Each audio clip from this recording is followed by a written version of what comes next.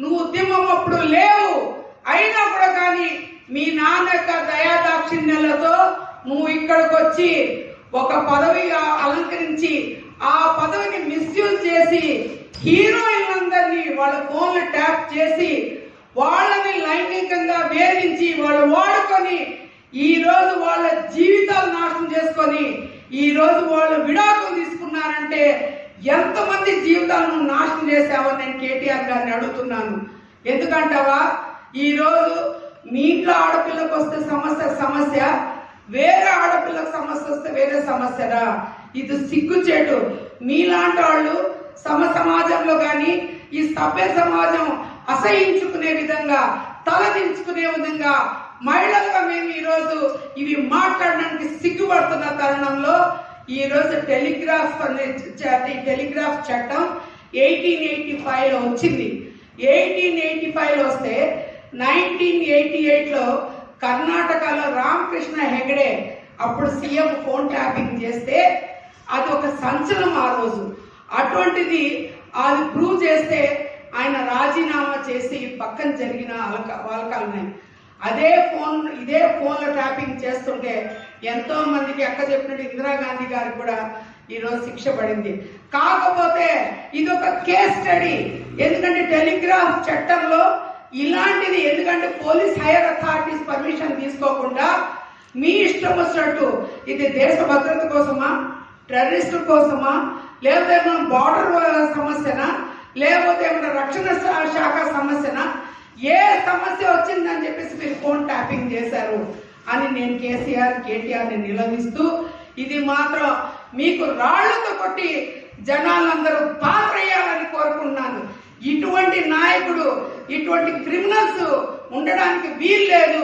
ఎందుకంటే 5 కోట్ల మంది జనాభా ఎన్నుకున్నప్పుడు వాళ్ళ మీద ఎంతో ఆశతో ఎంతో బాధ్యతతో వాళ్ళు మంచి పరిపాలన చేస్తారని చెప్పేసి, రాష్ట్రాన్ని మంచి పురోగతి సాధిస్తారని, యువతకి మహిళలకి రక్షణ కల్పిస్తారని అనే ఉద్దేశంతో మిమ్మల్ని ఎన్నుకుంటే ఈ లంగ పనులు దొంగ పనులు చేయడానికి మీరు ఎన్నుకోబడ్డది. మీరు తెలంగాణ పెద్ద నాయకులా? మీరు నీతి సూక్తులు చెప్తారా? అన్ని స్కాములు మీరు చేస్తారా? మా లాంటి వాళ్ళ డబ్బులన్నీ మీరు ట్యాక్స్ రూపేణా తీసుకొని మీరు తిలాపాకం కళా పిడికేడు అన్నట్టు అందరికి దారాదత్తం చేసేసి శ్రీరంగ నీతులు చేసి అదే చంద్రబాబు నాయుడు గారి మీద, షర్మిల గారి మీద, అలాగే రఘురామకృష్ణరాజు గారి మీద, పవన్ కళ్యాణ్ మీద కూడా మీరు వెహికల్స్ వాళ్ళ ఇళ్ల కాడ పెట్టి మీరు ట్యాప్ చేశారంటే మీకు సిగ్గుచేటు. ఎందుకంటే కేసీఆర్ తాను నడిచే దావలో జగన్మోహన్ రెడ్డి గారిని కూడా రప్పించుకొని ఆయన కూడా చంద్రబాబు నాయుడు గారి మీద ట్యాప్ చేశారని చెప్తే ఇది ఎంత నేరమో ఒకసారి మీరందరూ ఆలోచించాల్సి ఉన్నది. ఆంధ్రప్రదేశ్ ఉన్న ప్రజలు, తెలంగాణ ఉన్న ప్రజలు ప్రతి ఒక్కరు ఆలోచించండి. ఇటువంటి నాయకుల చేతుల్లో కానీ మన భవిష్యత్తు పెడితే ఎంతమంది జీవితాలు నాశనం అవుతాయో చెప్పండి. ఎందుకంటే స్వేచ్ఛా స్వాతంత్రం ఉంది. చంద్రబాబు నాయుడు గారికి మాట్లాడుకునే హక్కు ఉంది, 10 మందిని కలిసే హక్కు ఉంది, 10 చోట వెళ్ళే హక్కు ఉంది. ఆయన కదలికలన్నీ మీరు నిర్ణయం చేస్తూ ఆయన ఎవరితో మాట్లాడుతున్నారు, ఏం చేస్తున్నారు అన్ని కలుచుకొని మీరు ఈ రోజు ఈ రకంగా చేస్తున్నారు అంటే మీకు మాత్రం తగిన శిక్ష తప్పదు. ఇది మాత్రం కేస్ స్టడీగా యావత్ ఉన్న ఆఫీసర్స్ అందరినీ నేను రిక్వెస్ట్ చేస్తున్నాను. మీరు దయచేసి కోర్టు కూడా దీన్ని ఇంటర్వ్యూన్ అయ్యి ఇది ప్రైమ్ సుమోటోగా కేసులు తీసుకొని వాళ్ళ మీద కేసులు ఫైల్ చేసి వాళ్ళని మాత్రం తగిన శిక్ష ఇవ్వాలి. అలాగే జగన్మోహన్ రెడ్డి గారు మీరు తప్పు చేశారు కాబట్టి మీరు నిర్దాక్షిణ్యంగా బయటకు వచ్చి మీ తప్పును ఒప్పుకొని చంద్రబాబు నాయుడు గారి గురించి కానీ, పవన్ కళ్యాణ్ గారి గురించి కానీ, షర్మిల గురించి కానీ, రఘురామకృష్ణరాజు గారి గురించి ఎవరి మీద ఫోన్ ట్యాపింగ్ చేశారో, మీకు ఏ యంత్రాంగం మీకు సపోర్ట్ చేసిందో ఐజీ గారు ఆయన ఉన్నారు, ఆయన పేరు మోహన్ సంథింగ్ లైక్ ఆయన కూడా ఖచ్చితంగా మేము వార్న్ చేస్తున్నాము.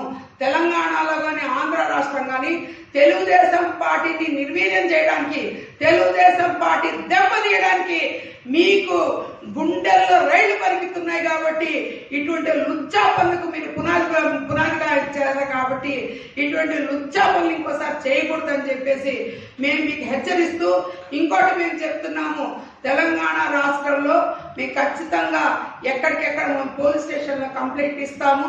దీన్ని మాత్రం ఇమ్మీడియట్గా యాక్షన్ తీసుకోమని చెప్తాము. ఆంధ్ర రాష్ట్రంలో చేసిన పనికి జగన్మోహన్ రెడ్డి గారి మీద ఖచ్చితంగా యాక్షన్ తీసుకోవాలి. తర్వాత ఆయన కోర్టు చుట్టూ తిరగాలి, ఆయన దీనికి సమాధానం చెప్పాలి. దీనికి సెంట్రల్ గవర్నమెంట్ వాళ్ళందరూ ఇంటర్వ్యూన్ అవ్వాలి, ఎస్ఐబి వాళ్ళు ఇంటర్వ్యూన్ అవ్వాలి.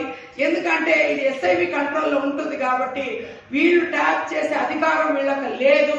అధికార దుర్వినియోగం చేసి మనుషుల యొక్క స్వేచ్ఛని, వాళ్ళ కదలికల్ని కట్టుదిట్టం చేసేసి వీళ్ళే జీవితాంతం రాష్ట్రం ఏలాలనే ఉద్దేశంతో దుర్బుద్ధితో అది చేస్తున్నారంటే, ఒక అన్న చెల్లి మీద ఫోన్ ట్యాపింగ్ చేశాడు.